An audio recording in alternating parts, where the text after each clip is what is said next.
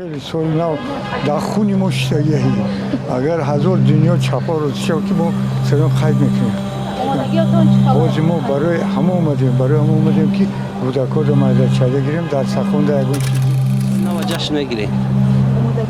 اومدگی ما نقض تیاری میبینیم با سال نو دمی شب سال نو اویلوی جمع میشیم و کسا جشن میگیریم سال نو یا در سرخون سال نو میرویم شمیمونیم حال اویلو ده حال اویلگی اویلوی فرزان میکنیم یا ما چه خرسانی برای فرزان نکرد که خیلی میگن سال نو که با ایمون نیست چیزه که برای فرزان میکنیم که میزد برای فرزان جون کنیم نه برای پسرای قبول میکنیم سال نو ناس قبول میکنیم خدا نمیخوننگو میگیرد نمیخوننگو نمیگیرد نشون خیلی دو با تقسیم شده و اکنون فرق خیلی باید ای طرف اسلامی با ممکن نده همون با شوروی اومده است ما جشن میگیریم هر روزی خرسندی برای ما بوده همراه کودکا قطعی یک گردی اچک دم بشینیم جشن میگیریم یک خرسندی یک تورت میگیریم میبریم میخوریم خرسندی میکنیم خدا به دخالت یاوگه کرده باشه زناتان طلاق شدگن از سر نو کلمه عرض کرده مسلمان شده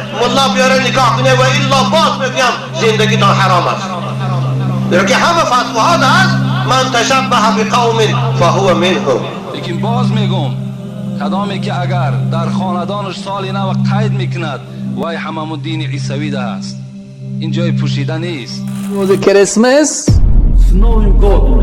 یعنی اونا میگن که در این روز کی تولد شده؟ بچه خدا تولد شده.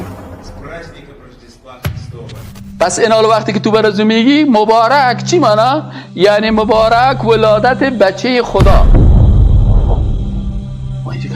و بسیاری کساس اینی عمق گپ نمیفهمن نام خدا مفتی میمانه مفت گپ زده میره مفت باید گپ نزد. دیده که در عید قربان عید رمضان شما را تبریک میکنن وقتی تبریکتون کردن شما رحمتشون بگید در همون روزای عیدتون یگان هدیه شون بدید تبریکشون کنید تبریک میکنیم نه هدیه میدیم آخی نمیگوی یا اطاعت نمیکنی کجا رفتی امو رسید نه یا را اطاعت کنده در کار نیست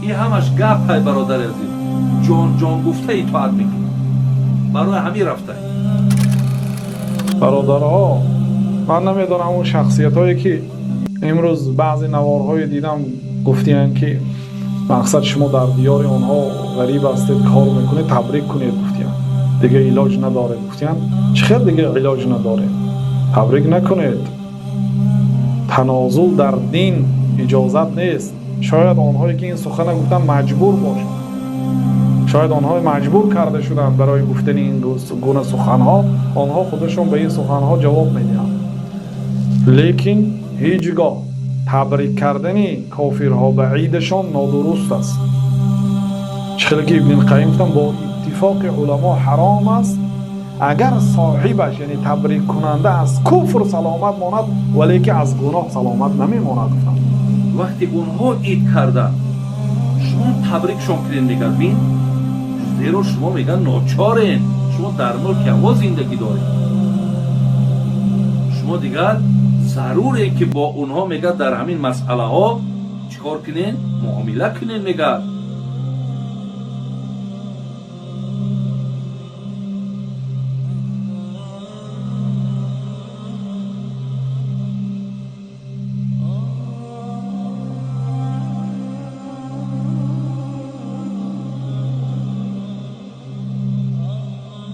امروز بحث ما سر از این مسئله کریسمس است که متاسفانه امروز بسیاری از مسلمان ها در بازارهای گل فروشی و اینجا درخت کریسمس می سازند و برای غیر مسلمان هایی را می فروشند و بسیاری وقتا در تبریکی گفتن و این گپای یا چی حکم است در اینجا باید ما و شما بفهمیم.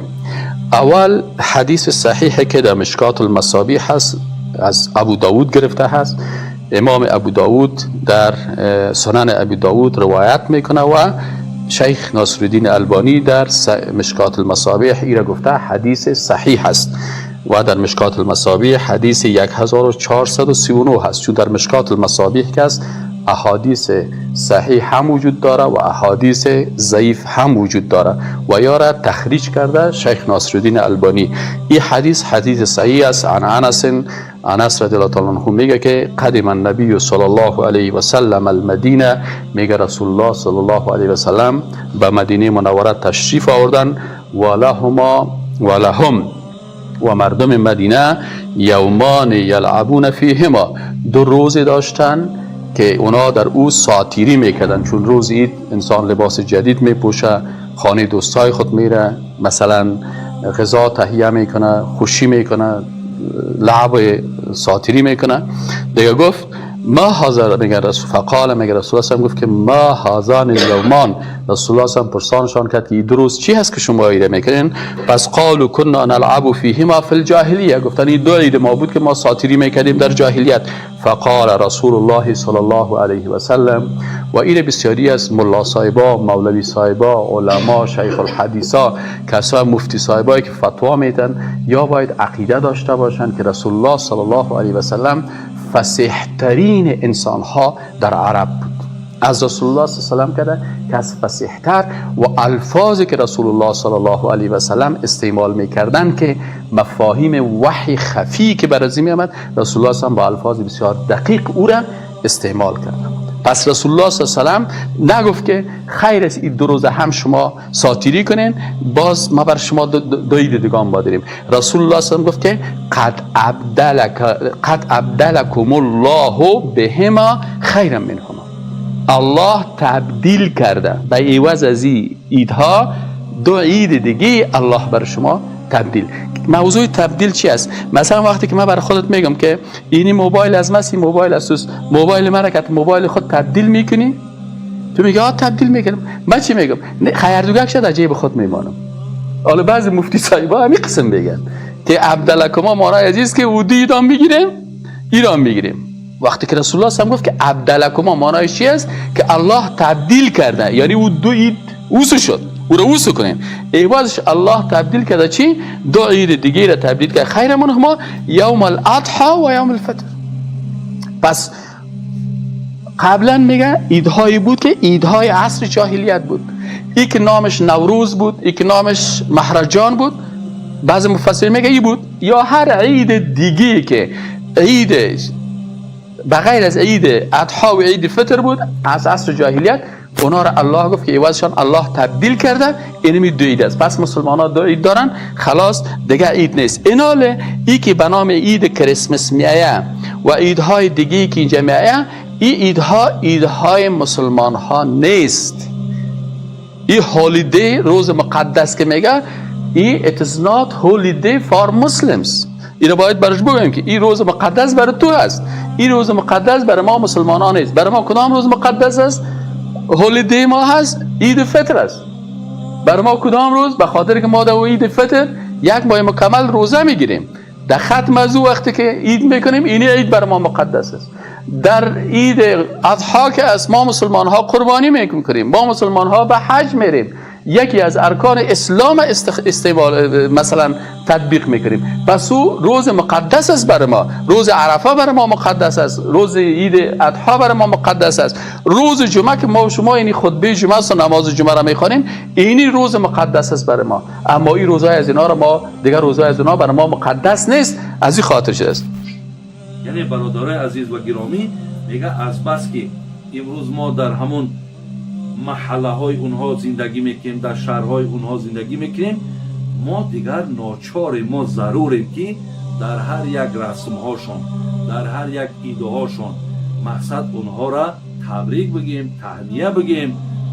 یعنی اینها میگه دیگر جای ناگزیر است، ما دیگر نمیتونیم.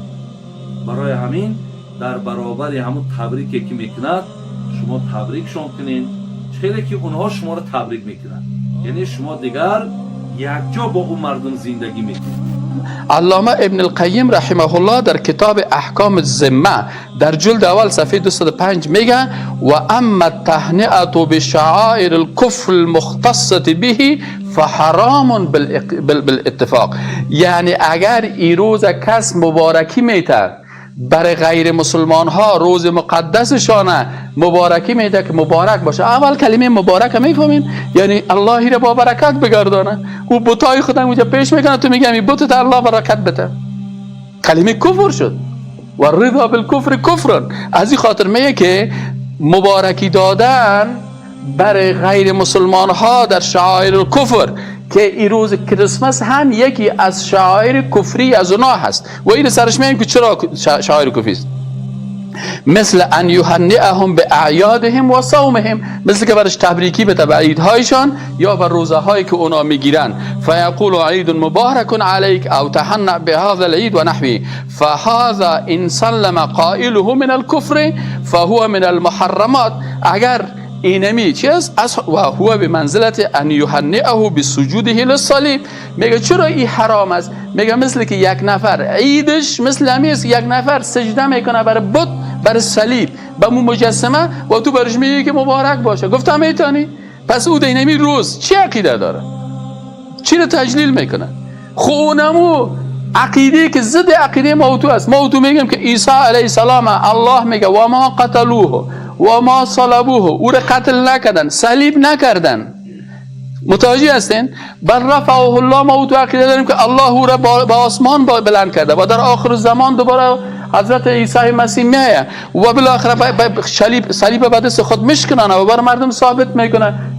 موضوعی تو عقیده موضوع او به ضد عقیده موضوع میگه که نه صاحب این عید کریسمس است، این عید هست، عید صلیبی ها هست. اینا عقیده دارن که عیسی مسیح که است اونجا باز شراب میمانن، میگه این خون عیسی مسیح است. اونجا یک توتک دانه میرن میگه این گوشت عیسی مسیح است. یعنی ایده که تو بخوری این گوشت عیسی مسیح است، این خون عیسی مسیح است، این واین شراب و اینا میره و اینجا توضیح میکنن و به این عقیده است که عیسی مسیح علیه السلام کشته شده، در صلیب اویزان شده. اینی قسم است. پس وقتی که میری برای میگه که مبارک باشه، اینه می تو در حقیقت امو عقیده از رو چی کردی؟ تایید کردی. خب دیگه یک عالم دیگه میگه که یأسم الانسان اذا فعل شیئا مما ذکر بغیر قصد. اگر میگه این چیزا را بدون قصد کرده باشه این گناهگار میشه. و انما فعله اما مجاملة او حیاء او احراجا او غیر ذلك. و هل يجوز التشبه بهم؟ وقتی که از پیش مفتی های اسلام پرسان کردن که یک نفر به خاطر حیا یا به خاطر سرش فشار است یا به خاطر میخواد که تو مجامله بکنه به همراه از اونا دیگه چی است؟ گفت این چطور است؟ فاجاب.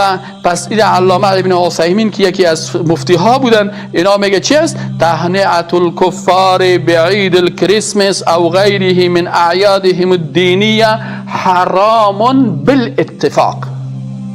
با اتفاق علمای اسلام چی است؟ یه حرام است. کما نقل ذلك ابن القیم رحمه الله. خب دیگه چی؟ دیگه اینال ای علما وقتی که دستار میگن وقتی که میگه چی است؟ خب چرا میگه ای حرام است و چرا ناروا هست؟ میگه به خاطر ازی که ای در حقیقت لان فيها اقرار لما هم علیه من شعائر الكفر. به خاطر چی حرام است؟ به خاطر ازی که ای اقرار است با اونا به چی؟ به شعائر کفریشان و رضا به لهم و رضایت خدا بر از اونا نشان میده.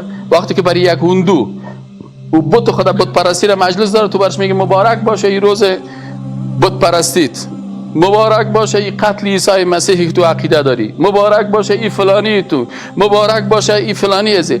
اینال اونو اعتقاداتی که اینا دارن اونا عقیده دارن که در این روز کریسمس بچه خدا تولد شده. گپ دقیق فهمیده؟ اصل گپ در کجا هست؟ روز کریسمس یعنی اونا میگن که در این روز کی تولد شده؟ بچه خدا تولد شده. Son of God تولد شده میگن. پس اینال وقتی که تو برازو میگی مبارک چی مانا؟ یعنی مبارک ولادت بچه خدا. و اینجا گپ چیست؟ و بسیاری کساس اینی عمق گپ نمیفهمن، نام خدا مفتی میمانه، مفت گپ زده میره.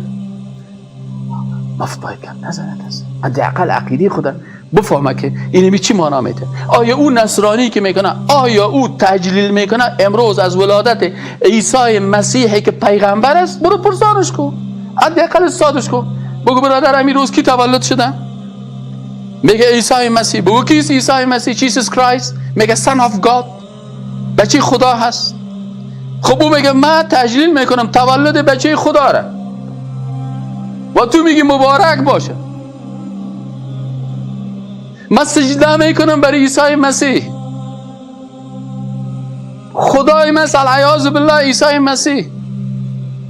در کدام کلیسا شما نام الله را دیدین؟ در کدام کلیسا نام الله نوشته است؟ در هر کلیسایی که شما امروز برین اینترنت است، نوشته کنین چرچ و نوشته کنین، در هر کلیسا داخلش نشان میده که اون مجسمه کی است؟ مجسمه عیسی مسیح است و مجسمه دروغینش است و اونم مجسمه است که در صلیب آویزان شده و وقتی که از بهش پرسان که بگی اینمی کی است میگه این بچه خدا هست.